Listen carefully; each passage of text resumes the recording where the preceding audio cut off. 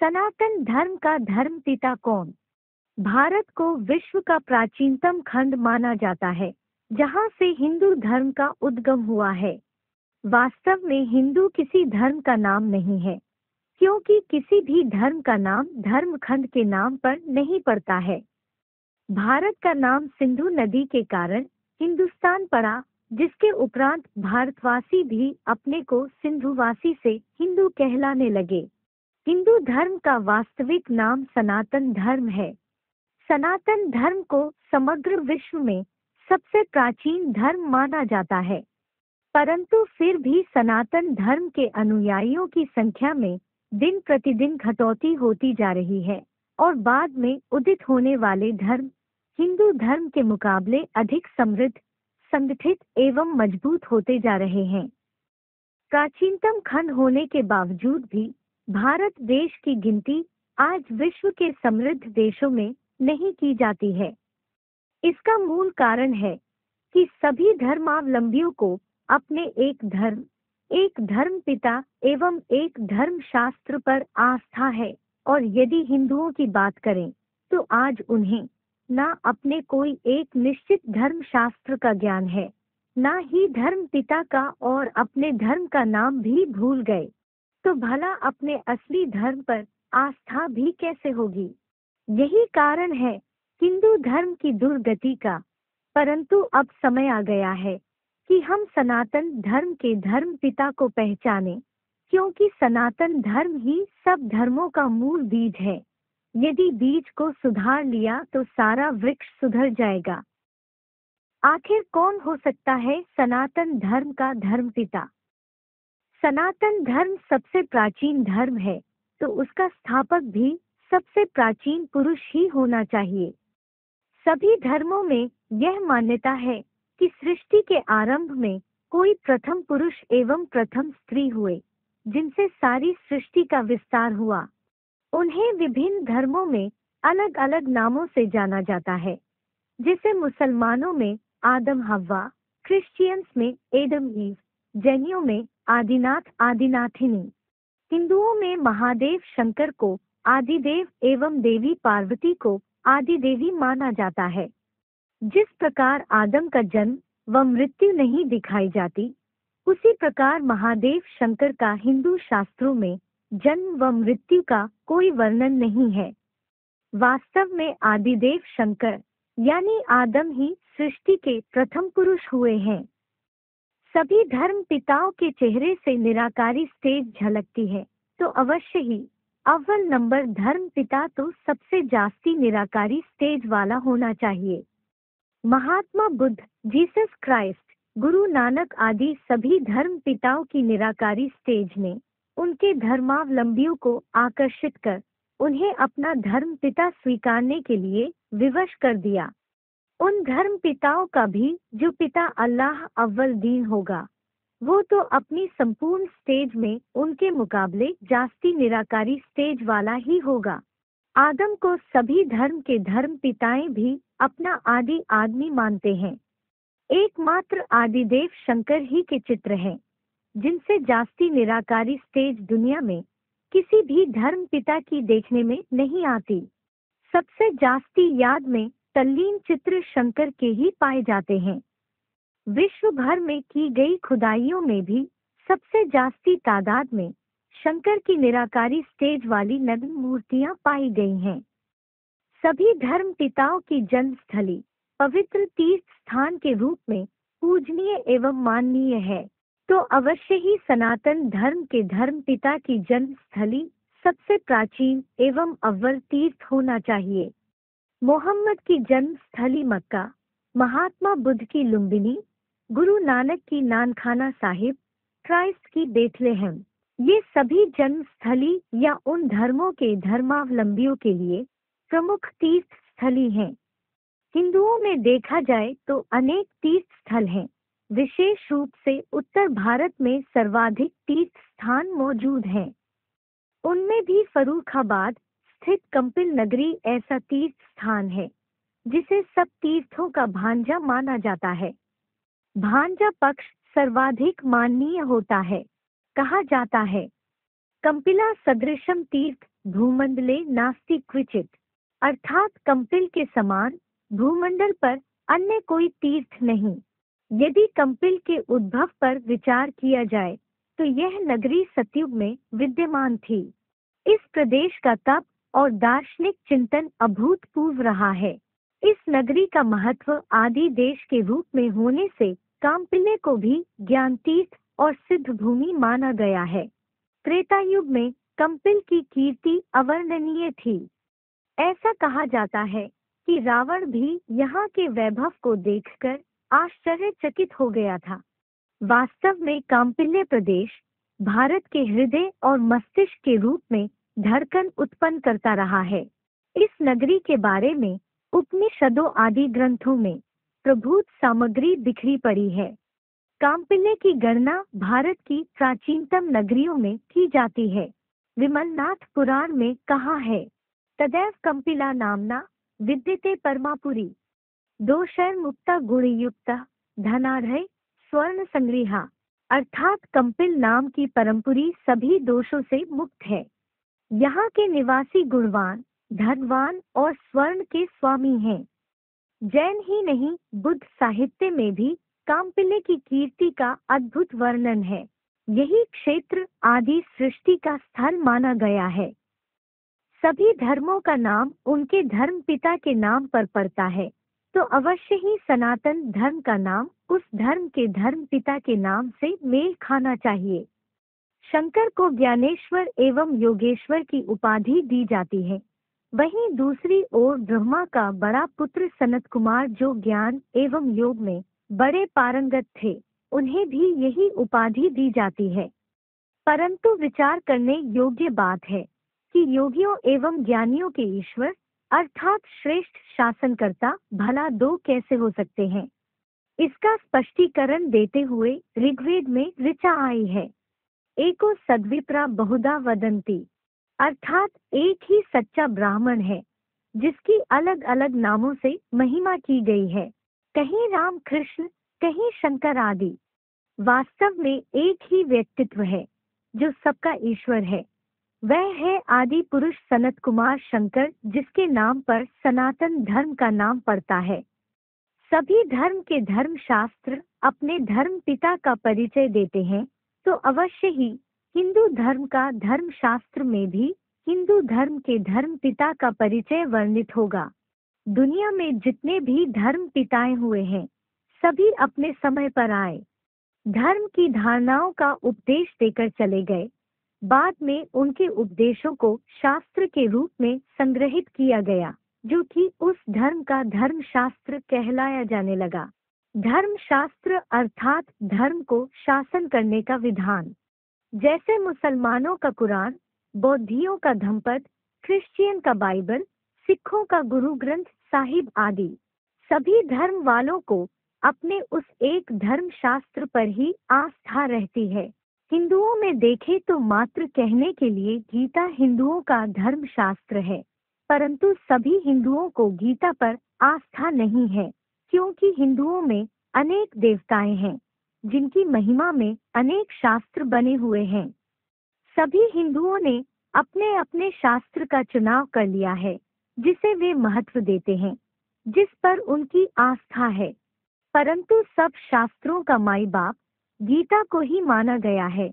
लेकिन गीता में एक भारी भूल कर दी कि गीता का भगवान कृष्ण को बता दिया, परंतु वास्तव में गीता का भगवान शिव शंकर भोलेनाथ हैं, और इस तथ्य को स्वयं गीता प्रमाणित करती है। इस तथ्य की विस्तृत जानकारी हेतु गीता का भगवान पुस्तक का अध्ययन करें।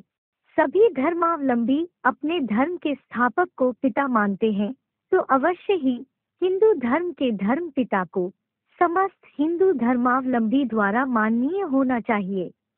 सभी धर्म वालों की आस्था अपने एक धर्म पिता पर ही होती है।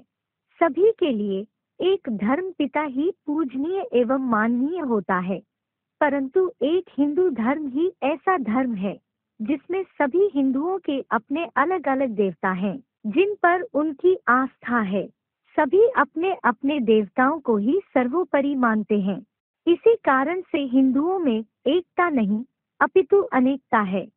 समस्त हिंदू संप्रदाय त्रिमूर्ति के आधार पर 3 भागों में बटा हुआ है। ब्रह्म समाजी, वैष्णव पंथी, शैव संप्रदाय। तीनों ही अपने को एक से बढ़कर एक मानते हैं, परंतु यह तथ्य समस्त हिंदुजनों द्वारा माननीय है कि शंकर को ही महादेव एवं विश्वनाथ की उपाधि दी गई है एवं विश्व भर में की गई खुदाइयों में भी शिवलिंग या नग्न शंकर की मूर्तियां ही सबसे जास्ती तादाद में पाई गई हैं, जो सिद्ध करता है कि एक समय था जब शंकर की सृष्टि पर सार्वभौम सत्ता थी। उपरोक्त सभी तथ्यों पर दृष्टिकोण डालते हुए यही निष्कर्ष निकलता है कि सनातन धर्म के धर्म पिता, सृष्टि के प्रथम पुरुष आदम आदिदेव शंकर ही सनत कुमार हैं, जिनका शासन समस्त सृष्टि पर था। इसी कारण उन्हें महेश अर्थात महान शासनकर्ता भी कहा जाता है। उनके द्वारा ही सनातन धर्म की स्थापना होती है, जिसका पूरा नाम है आदि सनातन देवी देवता धर्म।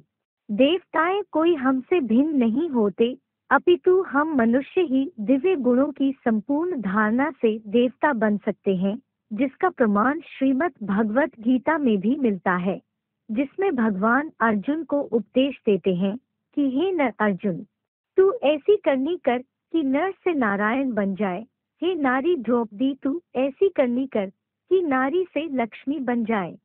जब आदि सनातन देवी देवता धर्म सनत कुमार के द्वारा स्थापन होता है, तो अवश्य ही उस धर्म की धारणाओं का ज्ञान देने वाले आदिदेव सनत कुमार ही होंगे। परंतु विचार करने योग्य बात है कि इतनी उत्कृष्ट धारणाओं का ज्ञान, जिसके अनुसरण से देवी देवता बन जाए, ऐसे ज्ञान की जानकारी अर्जुन आदम आदिदेव महादेव को किसने दी होगी। कथा भी दिखाते हैं कि आदम को भगवान ने रचा।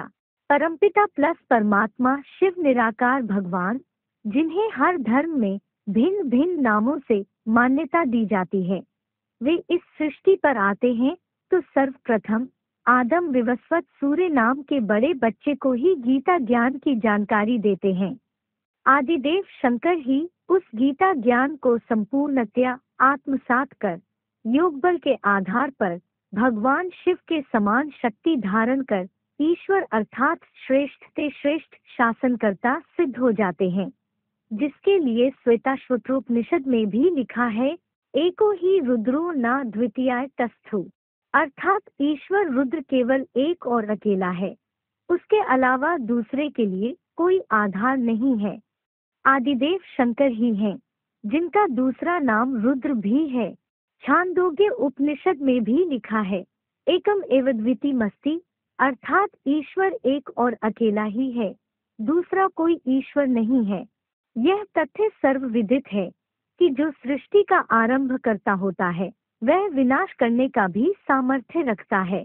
परमपिता प्लस परमात्मा शिव आदम आदिदेव शंकर द्वारा पुरानी दुनिया का विनाश एवं नई दुनिया की स्थापना कर रहे हैं, जहाँ समस्त वसुधा कुटुंब होगी, एक ही धर्म, एक ही राज्य होगा। वह है आदि सनातन देवी देवता धर्म। परंतु उस व्यक्ति को कैसे पहचाना जाए कि अमुक व्यक्ति ही आदम आदिदेव सनत कुमार हो सकता है। रहवास। हिंदुओं में उत्तर प्रदेश में फर्रुखाबाद स्थित कंपिल नगरी ही सबसे ऊंच तीर्थ स्थली है, जिसकी जानकारी पहले ही दी जा चुकी है। कहा जाता है कि काम वासना को समूल नष्ट कर देने वाला स्थान होने से इसका नाम काम प्लस पील अर्थात कामपील पड़ा। सिद्ध होता है कि सनातन धर्म के धर्म स्थापक अवश्य ही कंपिल नगरी के रहवासी होंगे, परंतु प्राचीन होने के कारण जिस प्रकार सनातन धर्म का नाम एवं धर्म पिता का नाम लोप हो गया, उसी प्रकार धर्म पिता की जन्म स्थली का महत्व भी मनुष्यों के मस्तिष्क पटल से मिट गया, जिस कारण आज कपिल मुनि के नाम पर बसाया गया कंपिल मात्र एक बीहड़ गांव बनकर रह गया है। नाम। परमपिता शिव सृष्टि पर आते हैं तो जिस गीता ज्ञान यज्ञ की स्थापना करते हैं, उसका नाम देते हैं अविनाशी रुद्र गीता ज्ञान यज्ञ, क्योंकि जिसको निमित्त बनाते हैं वह है अविनाशी रुद्र शंकर, देवों के देव, जो पुराने धर्मों को विनाश करने में किसी से डरने वाले नहीं हैं। भले कोई कितनी भी ग्लानि करे या विरोध करे, परंतु वीरता पूर्वक सभी का सामना करने वाले, वीरों के वीर, जो वीरों में राजा अर्थात इंद्र ही हैं। ऋग्वेद में ऋचा आई है, यह एको अस्ति दंसना महो उग्रो अभिव्रत है, अर्थात वह केवल एक है जो अपनी अद्भुत क्रियाओं और दृढ़ संकल्प से महान एवं सर्वशक्तिमान है। कुल अथवा गोत्र। शास्त्रों में दिखाया जाता है कि सनत कुमार ब्राह्मण थे, वहीं दूसरी ओर शंकर को भी जनेऊ धारण किए हुए दिखाते हैं। स्पष्ट होता है वे अवश्य ही पुरुषार्थी शरीर से किसी ब्राह्मण कुल में जन्मे होना चाहिए। ब्राह्मणों में भी ऊंच ब्राह्मण कुल चोटी के ब्राह्मण ही कहे जाते हैं। स्कंद पुराण में कंपिल के सोमयाजी ब्राह्मणों के बारे में लिखा है। आसीत कांपिल्य नगरे सोमयाजी कुलोद्भवा दीक्षितो यज्ञ दत्ताख्यो यज्ञ विद्याम विशारदः, अर्थात कंपिल में सोम यज्ञ करने वाले दीक्षित ब्राह्मणों का निवास था, जो ज्ञान यज्ञ विद्या में परम विशारद थे। इसी कारण उनके द्वारा ही अविनाशी रुद्र गीता ज्ञान यज्ञ का आरंभ होता है। परंतु क्या देखने मात्र से या बात करने मात्र से यह निश्चय किया जा सकता है कि वही आदि पुरुष सनत कुमार हैं? मुंडकोपनिषद में लिखा है, न चक्षुषा गृह्यते नापि वाचा ज्ञान प्रसादेन पश्यते, अर्थात ईश्वर ना तो इन आँखों से प्राप्त किया जा सकता है और न वाणी से, बल्कि ज्ञान से देखा जा सकता है। गीता में भी कहा है, ज्ञान गम्यम, अर्थात वह ज्ञान द्वारा ही पाने योग्य है। उनके द्वारा दिए गए ज्ञान से ही उनकी पहचान की जा सकती है। जिस प्रकार सृष्टि में अनेक धर्म पिताएं आए, देखने में भले ही साधारण थे, परंतु उनके द्वारा सुनाया ज्ञान इतना प्रभावशाली था कि लाखों करोड़ों को आकर्षित कर लिया। कहा जाता है कि बौद्ध धर्म की एक स्पीच से 60-70 हजार को बौद्धि बना लिया। आज क्राइस्ट के अनुयायियों की संख्या 200-250 करोड़ है। लगभग दुनिया की आधी मानवीय आबादी, मुसलमानों का भी करोड़ों की तादाद का हुजूम है। अनुमान लगाया जा सकता है कि उन धर्म पिताओं का भी जो पिता है आदि पुरुष, उनका ज्ञान उन धर्म पिताओं के मुकाबले कितना प्रभावशाली होना चाहिए कि जो धर्म पिताएं नहीं कर पाए वो वह करके दिखाए।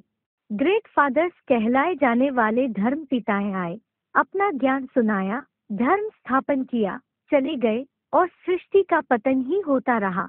उन धर्म पिताओं से कुछ प्राप्ति नहीं हुई और ही अनेकता एवं बंटवारा होता गया। परंतु उनका भी जो पिता है, ग्रेट ग्रेट ग्रैंडफादर, उनसे तो सभी को अवश्य ही प्राप्ति होनी है।